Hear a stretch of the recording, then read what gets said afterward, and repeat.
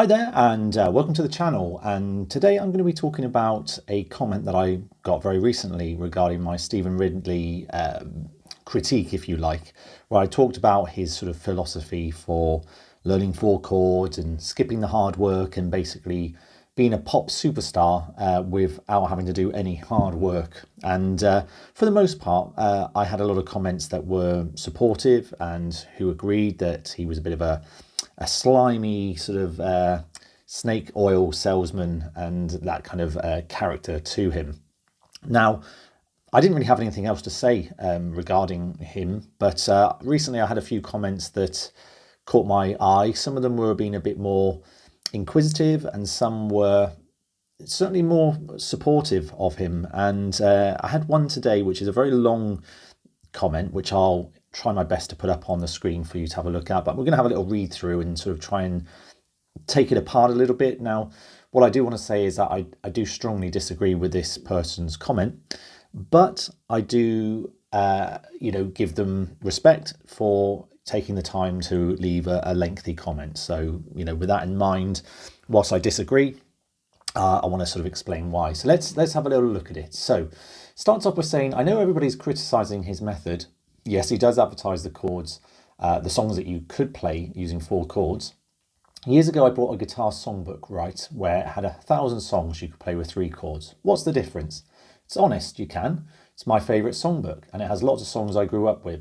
So we found a hook to bring people in, and that's the number one rule in sales. You have to find a hook to bring people in. I know I took sales and marketing courses in college. Okay, so yes, when you're trying to sell something, you have to try and find a hook, of course. And that's exactly what he's doing. It's very flashy. It's very flamboyant. It makes a lot of promises. And for that, there's no disagreement there. Morally, whether I feel that that is the right way to go about trying to teach something such as music, that's a different question. Now, let's kind of move forward a little bit. So the 2-minute practice mentality. I heard about another YouTube piano teacher say that the 10-minute practice mentality is if you do this 10 minutes a day, every day, it makes a habit. There are many good books that tell you to practice something 10 minutes a day, but everybody knows once you start with the 10 minutes, you don't pop up and walk away after 10 minutes. You're there longer.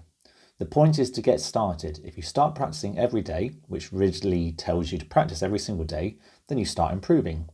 He does push practicing. He actually starts you out on major and minor chords. He stresses learning them before you go to the next lessons.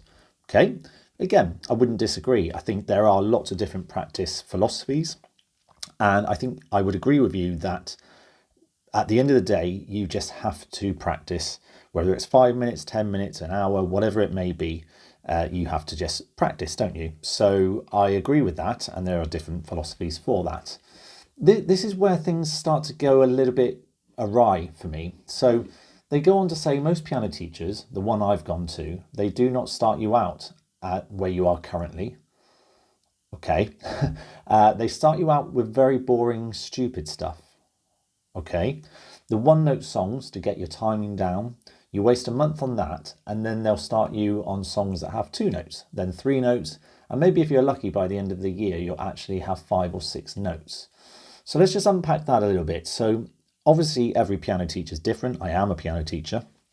And I think if a pupil that I'd been teaching for 1 year could only play 5 or 6 notes, I think there would be a bit of an issue there and a bit of a problem. So I don't think that's quite right. And I think you're being a bit unfair there, because I think most piano teachers would be within a year getting their pupils to a reasonably good level based on what they are capable of. So what I would say is I've met many pupils who've come to me with a certain ability, a starting level if you like, but who have a very, very weak technique because they skipped all of the, what should we say, the very boring, stupid stuff.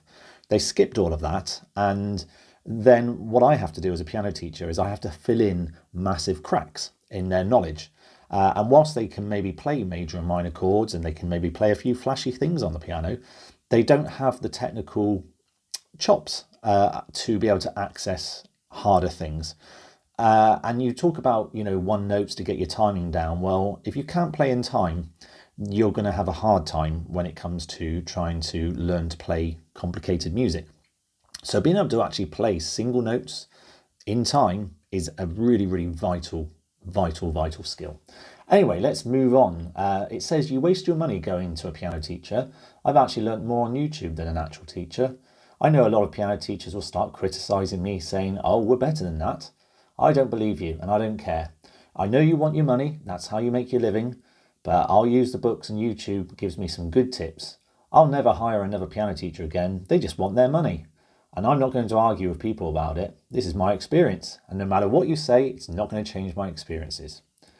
Okay, so yes, it started off reasonably well as a comment, and there were some points that I agreed with. But what we've got here is we've got someone with a very, very closed off mind who believes that we shouldn't have to do the hard work. And the hard work is boring.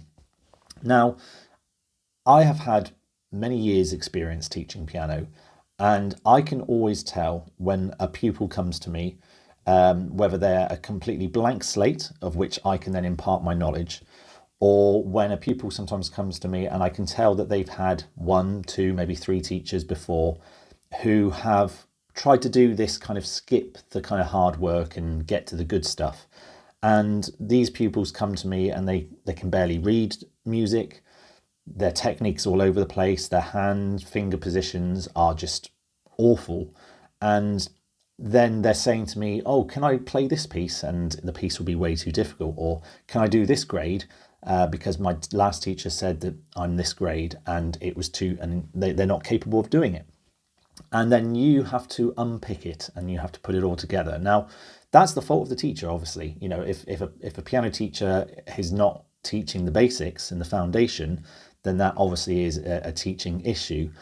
But it comes back to my original point that if you skip all of those things, whether it's from a piano teacher or from a YouTube salesman, if you skip all of those details, then you are going to suffer in the long term. You won't have the technical capability to be able to do much more than play 4 chords. Now, this commenter said that, you can learn how to play thousands of songs with 3 or 4 chords, which is true, but it's different.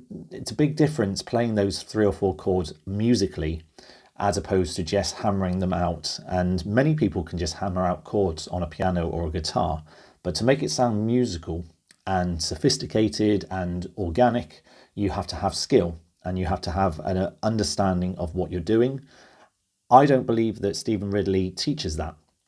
And that was my issue with him as a, as a salesman, I suppose, and as an educator. But thank you for your comment. I do disagree. I think maybe you've had some bad experiences with piano teachers potentially, and so it's probably wise, I would say, to do what you want to do. If you find YouTube is more beneficial, then definitely go for that. But I think down the line, if you think, oh, I want to do this or I want to play at this level, but I'm not willing to learn the basics, then that's when you're probably going to become unstuck.